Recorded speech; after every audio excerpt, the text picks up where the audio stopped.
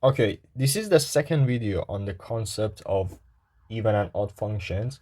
So it's a brief recap of the previous video. In the previous video we went through the definitions of even odd functions. So just to quickly mention that, so a function is an even function if we have this condition, which is when f of minus x is equal to f of x. And also, this has a geometrical significance, which is that if we have plotted the graph of f for positive x values, we obtain the entire graph simply by reflecting this portion about the y-axis. Now, a function is an odd function if f of minus x is equal to minus f of x. And again, it has a geometrical significance, which is the fact that if we already have the graph of f for positive x values, we can obtain the entire graph by rotating this portion through 180 degrees about the origin. As we discussed, there is also an alternative way of finding basically maybe the negative portion of the graph, which is by two reflections. So the first reflection is reflecting the positive portion through the y-axis, and then reflecting the reflected portion through the x-axis, and that gives us the negative portion of the odd function. Now in this video, I want to do some examples in which I'm going to determine whether each of these following functions is even, odd, or neither. Okay, so let's start with the first one, which is x to the power of 5 plus x. So we always start by considering this condition that we always, start by finding f of minus x basically, and then we will see what we get, because what we get at the end tells us if it's an even or odd function or neither. So now in this one, let's substitute minus x. So we have minus x to the power of 5 plus minus x. Okay.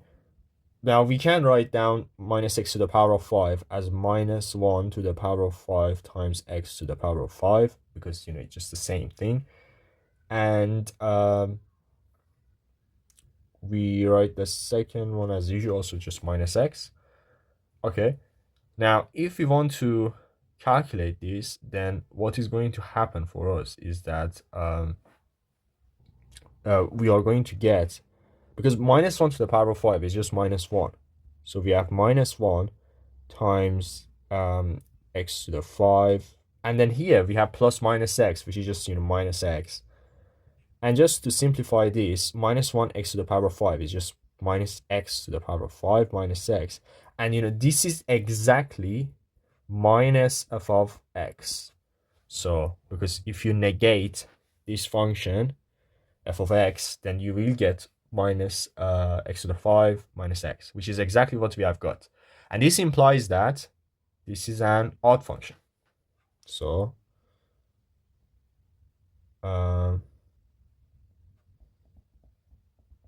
we have an odd function here. Okay, so that's how we do this question. Now the next one, again, we just start in the same way. So we want to find g of minus x, which is 1 minus x to the power of 4. And this time we have 1 minus, again, we can just, use the same technique as the previous one, that we can rewrite minus x to the power of 4 as minus 1 to the power of 4 times x to the power of 4.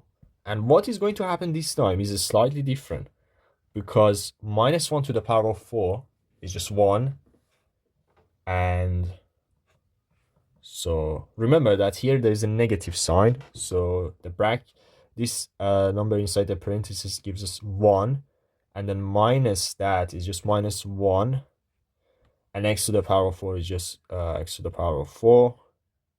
And we are going to get 1 minus x to the power of 4, which is exactly the same as g of x.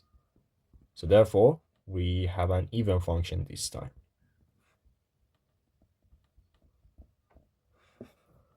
Okay, and finally the last one.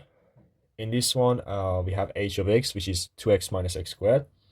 Again, we just follow the recipe. So we start by finding h of minus x, which is 2 times minus x minus x squared, right?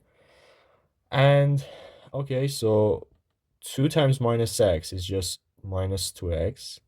And here we have -1. And then we can just apply the same technique, which can be written as minus 1 squared times x squared. And we can simplify this again. So we get minus 2x. So minus 1 squared is 1, but minus that is minus 1 times x squared. And this gives us minus 2x minus x squared.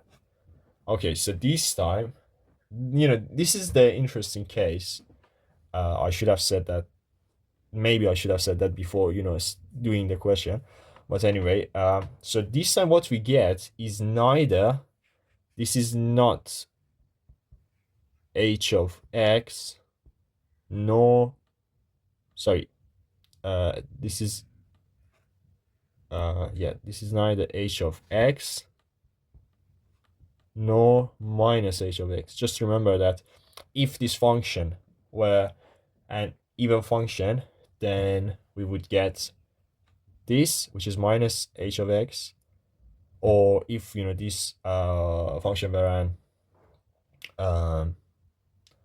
sorry, so if if it were an odd function, then we would get minus h of x, or if it were an even function, then we would get h of x, but this is neither of them. So, and as you can see, we didn't get any of these cases. So in this case, what we conclude is that it's neither of them. So it's neither even nor odd. Okay, now you might be wondering why this is the case, and what does that mean really? And the best way to answer this question is simply by looking at the graphs of each of these functions, and by comparing them we can understand the differences better. And in this case, these are the graphs of each of the above functions. So this one is the graph of f of x, this is the graph of g of x, and this is the graph of h of x. And as you can see, let's start by the first one. So in the first one, which is f of x is equal to x to the power of 5 plus x, as you can see, this is an odd function, because we obviously proved that's an odd function. That's an odd function here, as you can see, past a. But also from its graph, even if we let's say we were not to do the complete algebraic way of finding if it's an odd function or not, but simply just sketching the graph of that, we could have concluded that this is an odd function because of the symmetry. So if you consider again the positive portion of the graph, and you reflect that through the y-axis, and then reflect that again, because that gives you this, and then and then you reflect this this portion through the x-axis, that gives you what you see here, basically this one. And yeah, so that's an odd function, even by looking at the graph, by just ignoring all the proofs that we went through. And then for b, this is an even function. It's very obvious because it's symmetric, and again, for an even function, it's maybe a bit easier than odd function, because you just simply reflect the positive portion through the y-axis, and that's it. So as you can see, that's an even function. And finally, part c, which I said that's the interesting case. This case, we said that, as we went through the proof, we said that it's neither even nor odd, because it doesn't satisfy any of the conditions. So, and even if you look at this graph, you can see the difference because it's not symmetric. That's the problem. It's not symmetric in the y-axis, for example, or x-axis.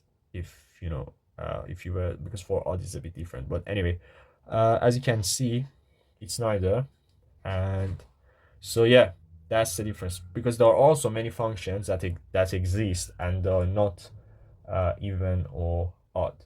And sometimes if you have the graphs, or we can sketch the graphs, then we can simply say if they're even or neither. But sometimes we should go through the proof, and in that way we can see what type of function that is. So yeah, that's it for this video, and thanks for watching. Make sure to like and subscribe the video so you can watch my next videos and the next topics that I'm going to cover. Good luck.